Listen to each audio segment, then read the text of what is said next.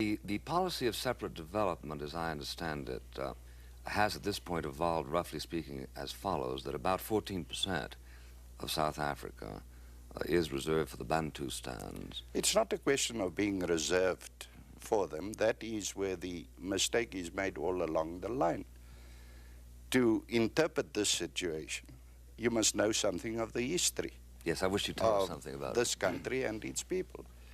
It so happens that more or less, for all practical purposes, the time that the whites moved up from the Cape, the blacks moved down from the middle of Africa, and they settled certain portions of what is now the Republic of South Africa. The Xhosas settled the Transkei, the Zulus settled portions of Natal, the Tswanas settled portions of Western Transvaal, the Sothos settled portions of Northern Transvaal, the Vendas settled another portion of Northern Transvaal, and so I can go on.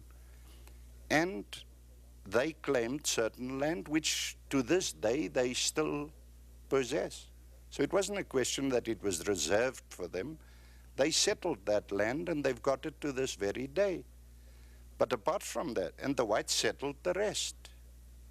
But apart from the land that they initially settled, and which today is still their land, in 1936, the then United Party, under the leadership of General Herzog as Prime Minister and General Smuts as Deputy Prime Minister, they passed a law that saying that in addition to that land which the black peoples originally settled, the whites at their expense should add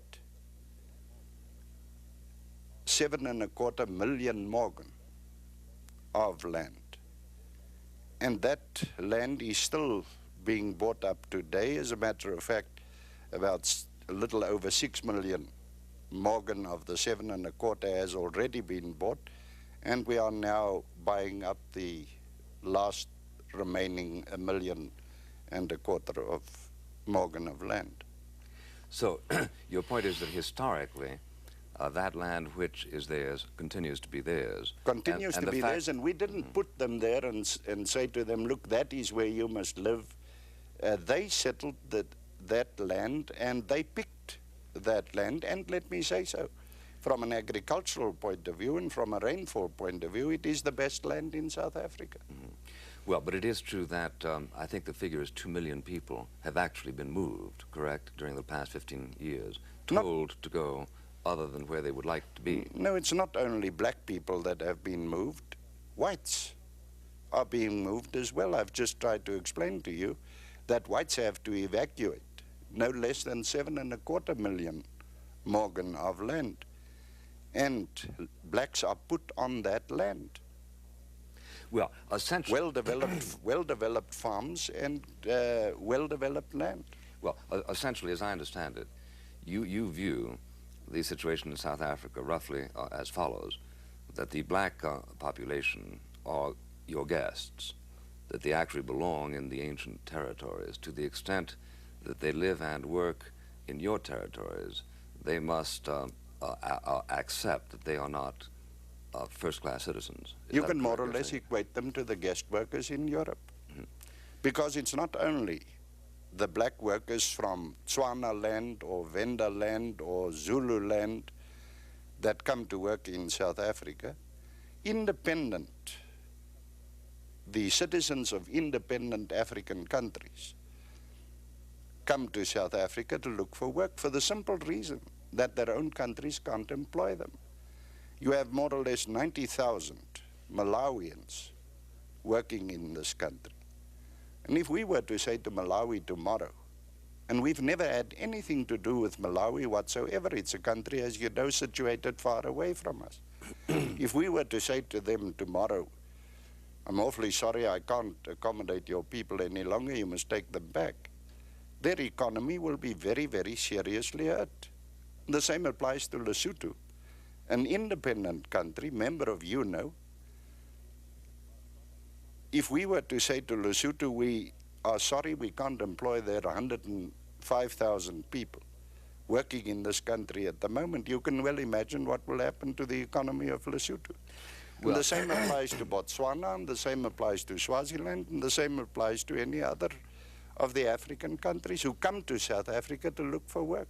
Well, but Mr. Vorster, what you are saying is either a commentary on the paradise of South Africa or on the misery of the countries they flee from. No, it's not a question of misery either, or a paradise either for this matter.